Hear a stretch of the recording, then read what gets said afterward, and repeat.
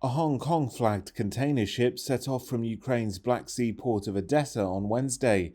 It's a test of Russia's threat to attack shipping after it abandoned a deal last month, allowing Ukraine to export grain. The departure of the Joseph Schulter vessel followed a new Russian attack on Ukraine's grain export infrastructure. Russian airstrikes damaged grain silos and warehouses at one of the Danube River ports, the governor of the Odesa region said, releasing these photos. The president's chief of staff named the port as rainy. There was no immediate comment from Moscow. Russia has made regular airstrikes on Ukrainian ports and grain silos since pulling out of the UN-backed deal in mid-July, and has threatened to treat ships leaving Ukraine as potential military targets. On Sunday, it fired warning shots at the Palau-flagged Shukru-Okan ship travelling towards Ukraine. Moscow said the captain had failed to respond to a request to halt for an inspection. Kyiv called it a gross violation of international law.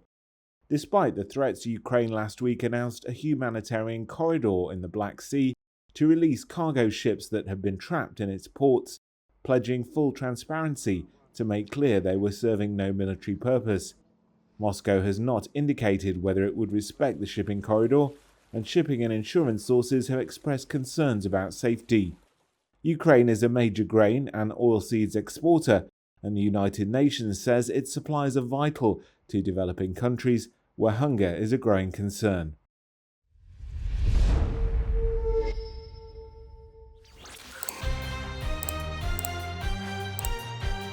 I think we can all agree that freedom of expression is not limitless. Your words have consequences, your actions have fallouts. So the line must be drawn somewhere. The only question is where. So there are upgrades across the board. All three defense services are getting bigger and more lethal weapons. And this is the need of the hour. China's build-up on the border remains a concern, 38 months and counting. India needs better weapons to secure its front lines.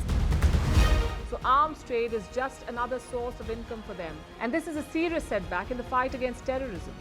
All because of American callousness. So the stock rally is like a vote of confidence from investors. They are betting on India. They're positive about the India story. It's the government's job now to repay that faith.